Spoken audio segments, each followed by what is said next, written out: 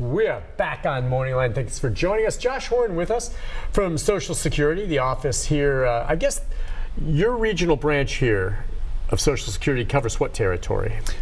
Well, I'm the manager for the Nashville and Murfreesboro offices, and then we also have a Madison Gallatin district, so it's kind of split north and south. But we've got those two offices, and then of course my boss is over the entire Tennessee area. So. And he is or she is based where? They're actually here. Oh, they're here in the metro area. Mm-hmm. And your office is located again in Metro Center. Metro Center, and a lot of times you can go down there, and sometimes you have to personally, but it's always good to go online or make the phone calls too. So yeah, just more and more Americans.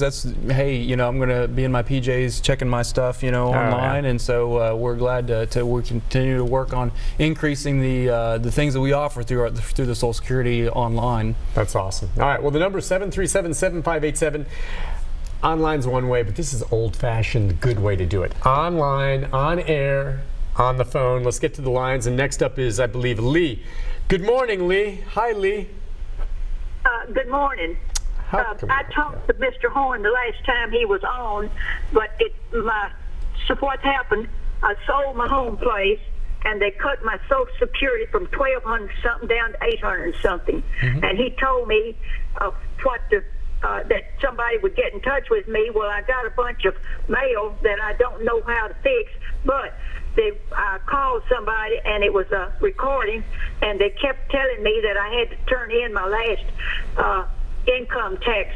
Well, I do not have to pay income tax, so I'm at a standstill now, still drawing just about a little over half of what I'm supposed to be getting.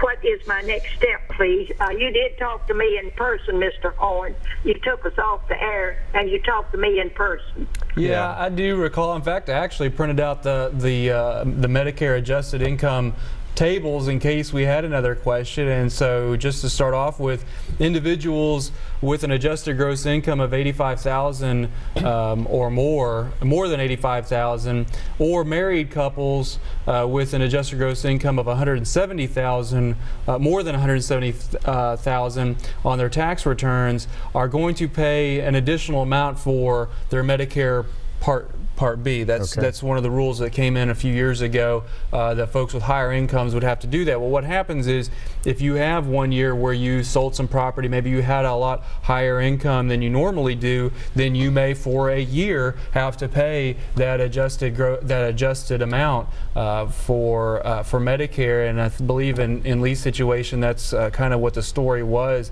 And so, but I believe you would have had to file some kind of return. If you had a significant amount of income, you should have filed some kind of return, because that's how we get our information.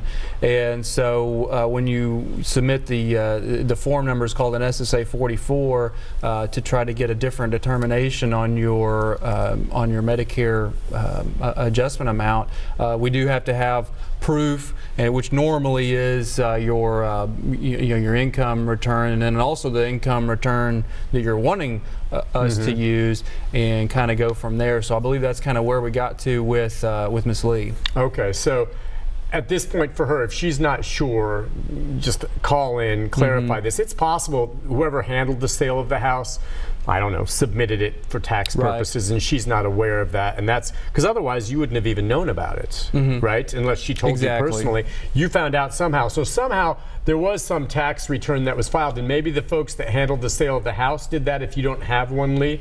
But hopefully for her, then this would only affect her for a 1 year period. Correct. Yeah, it should then, if it was just a one time kind of a thing, then it'll go up or it'll go down the next year. Your benefit amount will go back up. Go back up to where it was. Okay. All right. That can be complex. I understand why she's confused. I would be too, with all that paperwork coming in sometimes.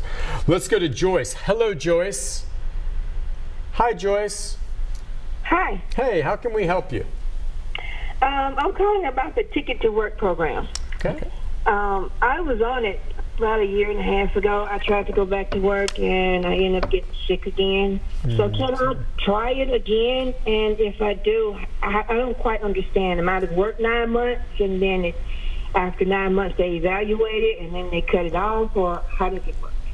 So the return to work policies or programs is there's kind of two parts to it. The first part is those 9 months that you're talking about. They can be consecutive, they don't have to be, they can be here and there, but basically if you go over what's called the trial work amount, and the trial work amount it actually went up a little bit because of the cost of living. A lot of different things are affected by the cost of living, but that trial work amount is $880 a month. So if you make more than that, then it's going to count towards one of those months. Now you can make as much as you want to. You make $1 million in a month if you want to, and it's going to count towards one of your trial work months. And so you got 9 of those. You can use them up. If you used them up before, if you used half of them before, and then you've got a few more that you can use now, that's fine. But once those 9 months are over, you kind of go into that second part, which is called the extended period of eligibility, and that's basically a 3-year period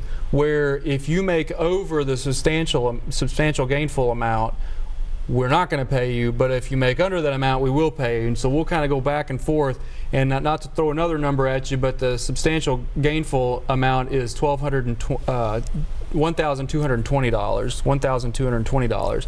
So you'll kind of go back and forth with us for a period of about 3 years, and then after that 3-year period, once you go over that amount, that's when you stop.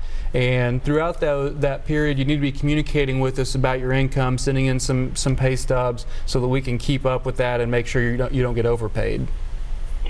So that's how I ended up paying, because years ago when I first got on it and I started working and I reported that I was working, I sent paycheck stubs in, and I did everything I was supposed to do, and then I had to end up filing bankruptcy, and all of a sudden they said, oh, you owe us $16,000.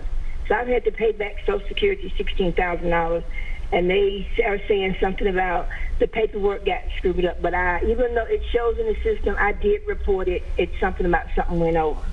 So I don't ever want to go through that again. I hear you. Yeah. So okay, so $966 is all I get a month now.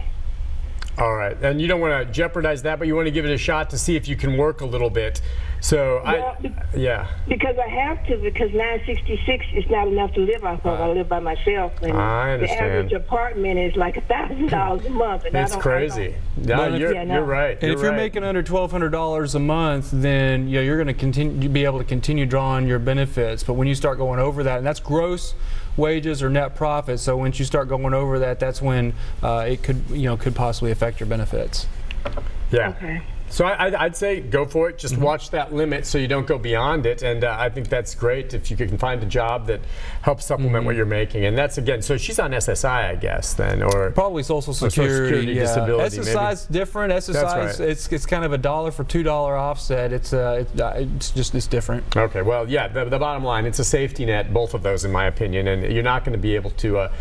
It'll be difficult to live on that alone. Right. It just is. And so I understand where she's coming from, and good for her checking that out. But I'd go for it. Just watch those limits, and you should be fine. Let's go next to Jane. Hi, Jane. Hello, Jane. Jane, are you there? I think she's on line 1. Are you there, Jane? We'll come back to her. I hate it if someone was waiting. I don't want to lose her, but we'll come back. Next up is Barry. Hi, Barry. Yeah. Hey, what can we do for you? How you doing this morning? Good. How are you? If you're on Social Security disability and you're taking pain medication for your disability, and you get off the pain medication, will they cut your Social Security off? Nope. Nope. We don't check to see. Well, I had heard that from people that was drawing, and I thought, well, that's crazy. Well, now what happens with some folks is they get better. It's not that they stop taking their medicine; it's that they got better. And so, if your medical condition improves, we do periodic medical reviews, and you check your doctor's records and things like that. And so, we do have a number of individuals that but that's slightly different than just if you just get off your pain medicine for no good reason. I mean, we're not going to look at that. Are you? Did you find a substitute for your pain meds, or are you just saying I don't want to take them anymore? Well, they're talking about getting everybody off of them, because the way things are. But, yeah, trying to get off of them. Yeah, if you need them, you need them. A lot of people now are trying CBD oil. Have you ever heard of that? Ain't that illegal too? No, not the stuff made from hemp. It's sold legally here in Tennessee at a lot of pharmacies and health food stores. It's legal in Tennessee. Now, I don't know if it'll work for you. You need to check with your doctor, but a lot of people are trying to get off opioids and try CBD oil, which is non-addictive, non-toxic, will not get you high, and it is legal in Tennessee. It's not medical marijuana. It's CBD made from hemp, and it is sold here. And I know people that have come off pain meds and are using CBD and anything to get off opioids, my friend. You're doing the right thing. If some people need it, I understand, but if you can get off opioids, you want to get off opioids. I may look into that. Yeah, it's something to look into. It's legal, sir.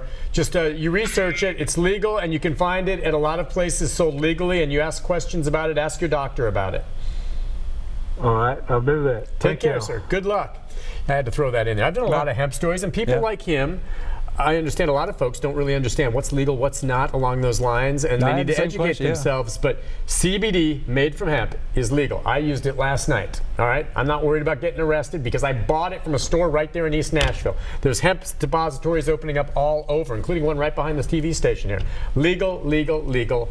But I always recommend if you're taking other meds, you want to try something like this, run it by your doctor first to see. But a lot of things, doctors at this point still are getting up to speed, you know? So anyway, we'll take a break. We'll be back with more of your calls right after this.